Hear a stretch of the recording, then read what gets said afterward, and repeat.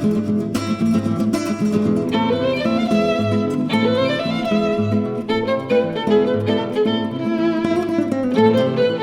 guest today is a very unusual man. He's multifaceted to the degree you really don't know where he's coming from sometimes, but it should be investigated. It should be heralded that there are people that do the kind of work that this guy does in different angles, and so that makes him special above all people that do the kind of things that he does. Now, his basic profession is that he is a repo. Now, repo is an affectionate term, if you can call it that, for repossess. He goes around taking cars back when the people default on payments. And you can imagine what a joy in life he represents to a lot of people. Repo. But beyond repo, he is also a man who's interested in people. And he has organizations, particularly the Rotary Club, but then again, beyond the Rotary Club, he's interested in a relatively new organization, isn't it? And what is the official name of that organization? That's New Jersey Safenet. Safenet. And what it is, he takes underprivileged children and provides them with tutoring, with sports activities. He has an installation in Newark, New Jersey, which is really, I said to him, when I was a kid, I never had anything like this. So he's providing for underprivileged children privileges. And that's the kind of a man that he is. He's multifaceted and can reach out to you right now, telling us about some of these adventures that I explored with you, and not enough. I haven't heard enough about what repo has done in your life and what you have done with repo in your life. Well, first of all, let me thank you, Dr. Paer, for coming here with your lovely daughter, Jill, and welcome to Les Saisons. Oh, thanks. I forgot, I didn't mention that. He has a bed and breakfast where he just exudes generosity, and he is the host with the most. He really comes across as a welcome mat of the highest order, and we're in his office right now in Les Saisons, which is a bed and breakfast, but it's the upper level of our understanding of bed and breakfast. Well, it's a wonderful old home, and I've been here for 70 of my 75 years. Yeah. I know where all the skeletons are, and it's a wonderful lifestyle, and quite a difference than my regular profession, as you alluded to. But I was interested and fascinated with the idea of repo because there's danger involved. Well, there's a lot of danger involved, and I've been involved in it for many years. Actually, I got out of the Navy in 1960, and I started my own business shortly thereafter. It came about, I went to work for a company, a finance company, and after about a week on the phones, they sent me out with this big, burly-chested constable. He had a tattoo on his neck that said, "Cut on the dotted line." He was a former Navy SEAL. Back in 1960s, they were known as underwater demolition. And we went out to this place up in North Newark, an Italian section, and I waited in the car for him, and he comes down the stairs, and this huge guy comes out, and they're arguing back and forth, and he's pointing at me. And I said, "I'm not getting out of the car. These are two animals." And a matter of seconds later, the guy reaches in his pocket, he takes his car keys, he throws them down. Mike picks him up, they exchange pleasantries, finger language, and comes down, he says, "Follow me around the corner." He walks around the corner, walks up this long driveway, comes back driving out with the guy's car. So I follow him, and we stop at a diner for a cup of coffee, and I says, "So this is repossession?" I mean, at the time, I was only 20 years old. I couldn't even spell repossession, much less know what it was. So He says, "Oh, this is the easy part. It gets a little hairy when we get in the middle of the night and we're sneaking up a driveway to take the guy's car." I said, "Well, by the way, why were you pointing at me?" He says, the guy wanted to fight me, and I told him, "You were a 5-degree black belt and you kick our ass." I said, "You said what?" That was a Friday. Yeah. So Monday morning, I went down to the county seat and I filed the trade name certificate. And Mike was my first hire. And that's when I started the repo business. How old were you at the time? I was 20. I was 20, and it was very powerful. It was, instead of calling people up and asking them for the money, and the money's in the mail, never come in. No. Here, we just went out and took it. So it was kind of my experience in the Navy. I ran a slush fund and was involved in collection, and that seemed to be. Who hired you or alerted you to the cars that were not paying their bills? Well, you have to go out and you have to find them. And in those days, it was called skip tracing. It's still generally called investigation or skip tracing. Yeah. And there's a million tricks to the trade, like in any business. And actually, I was very fortunate because in the early 60s, they had what's called garage lien.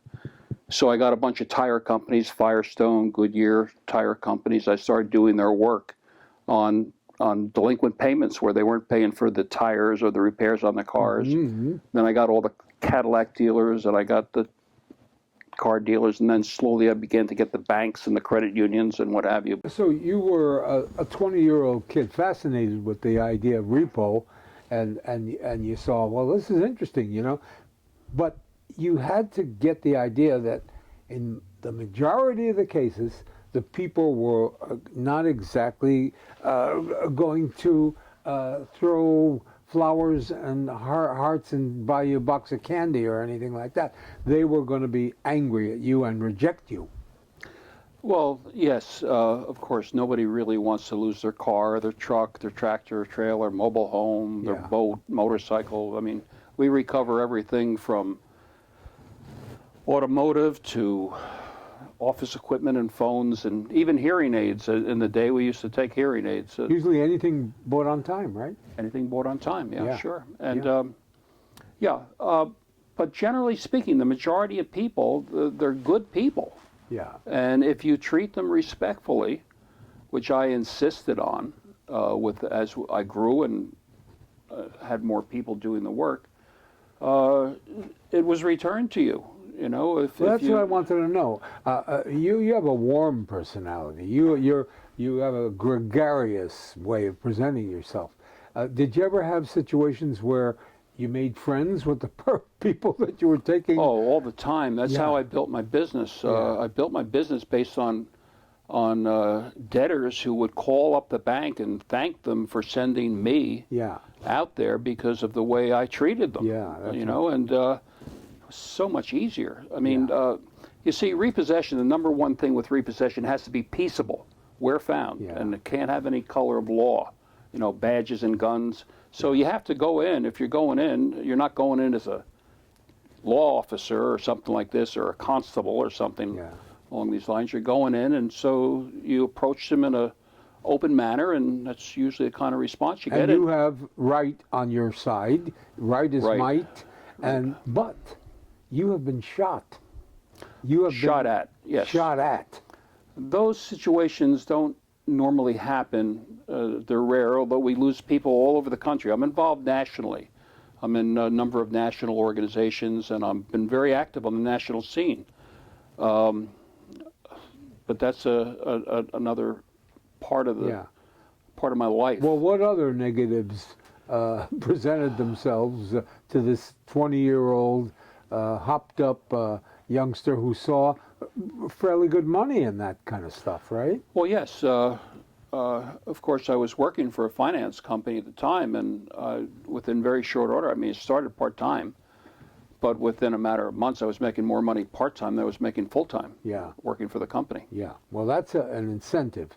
But the negative part, did anybody, take a slug at you? Well, yeah, there's this time in Staten Island, I repossessed this guy's Lincoln out of a out of his home, and he owned a guard dog service, and he had about 75 to 100 dogs. And when he came out of the house, I was hooking up to towing his car away, and he came out the door. He was stark naked. He was a little guy, you know, and me and the guy I was with looked at him and started laughing. Yeah. And so I turned my back. I made a mistake.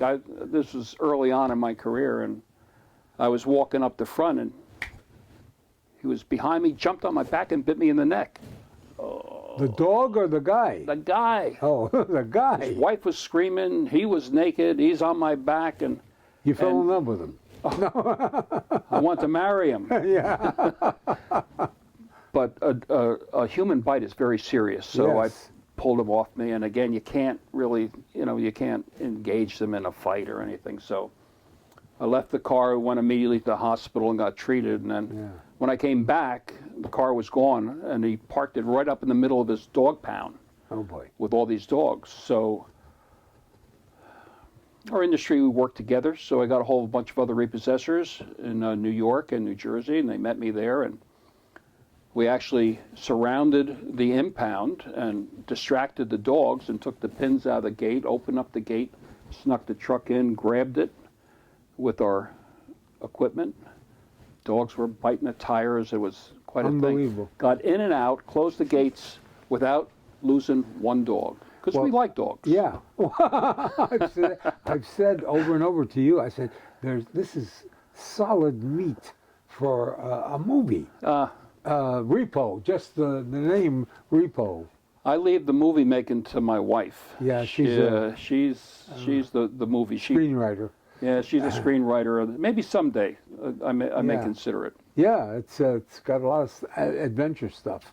Now, let's talk about the other phase of your life. The other phase of your life, helping people. Yes. Now, there's something outstanding about this man.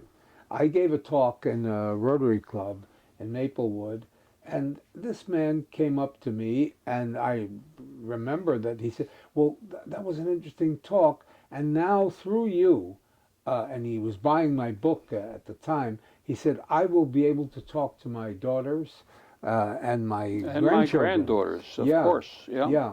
And he showed an interest, a fascination with the idea that is incorporated in my book, that without what the content of that book says, there can be no solid movement toward bettering the trajectory of our species. We have to do something such that human beings can appreciate what the menstrual cycle is. If we don't do that, women will forevermore despise themselves, deprecate themselves. They won't appreciate the miracle that they are, because that's the only cyclical function that we have in our existence, and men have a corresponding identification with the menstrual cycle of their women and their mothers, their wives, and so on. So that separates Art Christensen from other people, because he showed an instant fascination, an instant understanding of what I was trying to talk about, and I have a tough time with that message. Well, it's a very difficult subject, and quite honestly, Bill, I was interested. I have daughters, 3 daughters, I guess 4 daughters really. Yeah. My wife has a daughter, and we collectively have 7 children and 11 grandchildren right now. And a lot of them are young ladies growing up, and the importance of keeping them safe and giving them a healthy life. And this whole concept, it just struck me like, why not? There's no downside to learning about your body and loving your body. And it just kind of... No downside. That's a fascinating way of saying it. No, there is no downside and to I loving also yourself. like, why not? Why not do this? Yeah, why not? Yeah, and the general reaction is to back off and to change the subject and to not do It's it. controversial. It's like people don't. Nothing's obvious to the uninformed, and as such, you have to teach people this, and they're not teaching it in the schools. No, they're not. I mean, but they do say very cavalierly and with certain arrogance that they are teaching it in the schools. But you can tell, it's obvious that they're not teaching in the schools, and especially they're not teaching it to the younger ones who must be oriented from the beginning of their lives such that they can, with their an enormous sensitivity, they can grow with this inside them to give them an eventual sense of self-esteem. and it's so important. One of the other things, again, I have a large complex in Newark. I have a couple hundred car storage facility and an office building, and I had rented space in the office building to different businesses. And I had this group, New Jersey Safenet. This guy Ken Jones, an incredible man. Yeah. Incredible man. And A recovered drug addict. yeah, and I felt his passion for kids, and I've always had a passion. My own kids, when the Jerry Lewis telethons, I always took my kids and we went around, collected in the neighborhood, and so we get more money and help Jerry with the kids. Yeah. So it's always been a kind of a thing with me about working and helping kids. And when Ken Jones came, and he's working with these DIFAS kids. DIFAS is for Division of Family Services, where these kids are taken out of their homes because of abuse and what have you. Yeah. And he does more than just babysits them. He teaches them.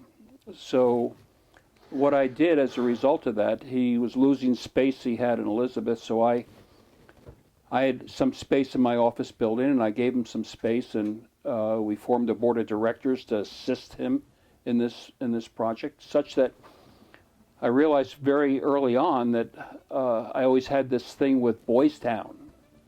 And Newark, New Jersey's largest city, I thought this would be my legacy to create a boys and girls place where they could have this opportunity, this assistance, this help. Yeah. So I evicted everyone in the building. I've given them the space, and we're now working on developing. It's a work in progress, and I love it. By way of this little interview, there is a man who sort of gave me hope that somebody is going to appreciate what we have to do to help people. Thanks, Art Christensen. Thank you.